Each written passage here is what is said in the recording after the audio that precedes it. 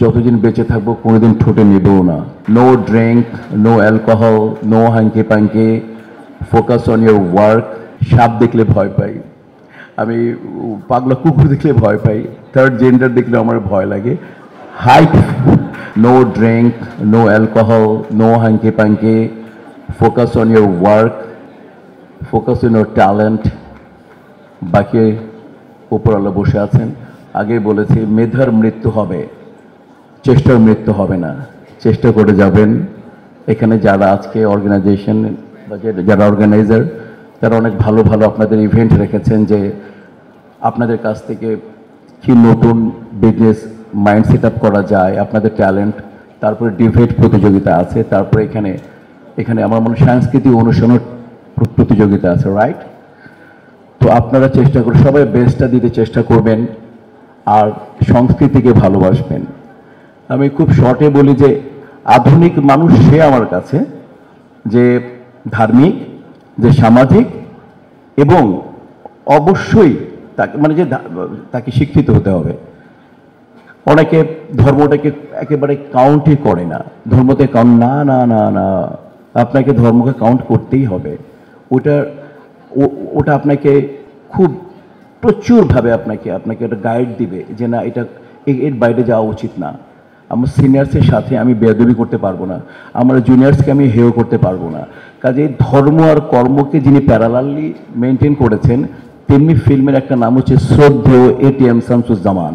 আমি দেখেছি শ্রদ্ধেয় প্রবীর মিত্র দাদা, এনাদের দেশে শ্রদ্ধেয় সোহেল রানা সাহেব, মানে এই মুহূর্তে যাদের নাম শ্রদ্ধেয় শাবানাজি।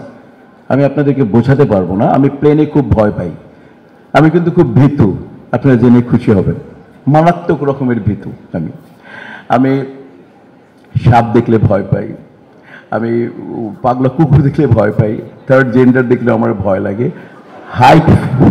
হাইট ফোবিয়া আছে। আচ্ছা, আমি সত্য বলতেছি, আমি অজুকর অবস্থায় আছি, আমি মানে ফ্রেশ আছে, আমি হাইট ফোবিয়া আমার আছে। তো আমার এই ফোবিয়াগুলো, তারপরে আমার ডিজিজ ফোবিয়াও আছে। হ্যাঁ, মারা যাবো, প্রেশার বাড়লে মনে হয়, স্বাভাবিক 7 বছর বয়স প্রেশার থাকে, হাই প্রেশার। আর ফিল্ম করি, আমাদের তো কোনো ডিসিপ্লিন লাইফ লিড না। শুটিং বলবে যে 11টার সময়, সেটা কোনো সিন শেষ না হলে রাত পর্যন্ত করতে হয়। তো আমাদের কোনো টাইমের কোনো আসলে ওইভাবে ব্যারিয়ার থাকে না যে এর মধ্যে কাজ শেষ করতে হবে। আর শোবিজে তো মানে কি বলবো, এটা আপনাকে মানে ক্রিয়েটিভিটি কখন আসবে এটা বলা যায় না।